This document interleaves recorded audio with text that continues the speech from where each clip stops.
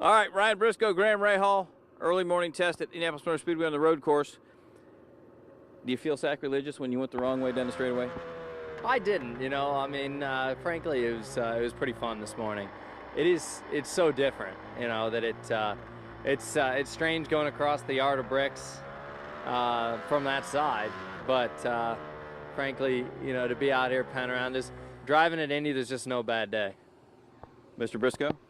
Well, I think the strangest thing was I showed up and Graham was already doing some laps, and the first thing I saw was him coming up the straight from turn 1 going towards 4, and it just looked wrong. But as he said, once you're out there in the race car, you just, driving the layout of the track, and felt pretty good. It is so different to what we do when we're running the oval that you're not even comparing, but it's a pretty cool little track. What about going through one the opposite way you usually go in May? Easy? Different, like with the road course setup, with the extra downforce, the steering's really heavy. When we're set up for the oval, you roll into turn 1 and everything's really light and you're just sort of floating through there. And today it's like you're hanging onto the wheel, because if you let up a little bit, it's just going to turn the opposite direction. So it's so different, but it is easy flat. Graham, you almost won the Indy Lights race here a few years ago. The track's kind of similar, but what do you like? You said after you got out of the car earlier, you kind of liked it because you slide around a little bit. Yeah, I mean, there's just not a lot of grip. I think that the surface is pretty low grip with the, I think we're using a Mid-Ohio tire at this point. And, but it like I said to you, it's kind of fun, I mean, and you're on a fine line at all times. There's areas of the track, like when you're on the oval, braking into the road course, turn 1, I mean, you can brake extremely deep. So there's a lot of grip in spots and there's none in others. And I think that kind of makes it fun. You playing with your line, you can certainly find quite a bit here. With a couple little tweaks to the track, which they're talking about, I think it could be pretty darn good. I think you put on a really good show here. You and I were talking earlier, is this, Randy Bernard tried double headers and double file restarts. Mark Miles says, look, we can't stay status quo. We had 7,000 people here in opening weekend. Are you for it? I'm for it, because the month of May is no longer the month of May. It's more like a week and a half. And, if we can kick off the month with something like this, get the local community excited. I mean, we'll get a good crowd here. This is IndyCar country, period, and put on a good show. For our sponsors, get them to start activating earlier in the month. It just gets the momentum moving. It just gets IndyCar on people's minds. And it's so different than the Indy 500. I don't think it takes away from that, personally. I think it's, as Ryan and I both said, I mean, you can't even compare it to the oval. It's so different. I think it'd be fun for the fans to see something like this.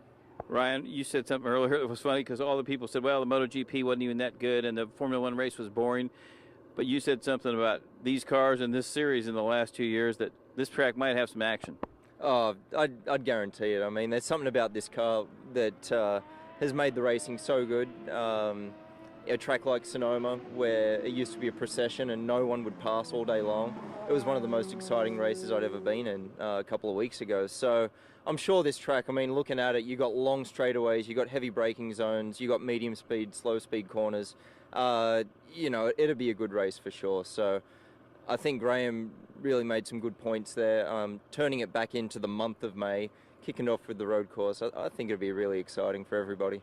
Now, we're going to get off this in a minute and talk about Baltimore real quick, because you said you watched the race and you were just like me. That entertained the hell out of me. I was on the edge of my seat. I was wishing I was in the race, because the racing was so good. Everyone was in a battle. Graham was coming from the back to the front. Servia was as well. And everyone was passing. I don't know who wasn't out there, but it was the best race I'd seen in a long time.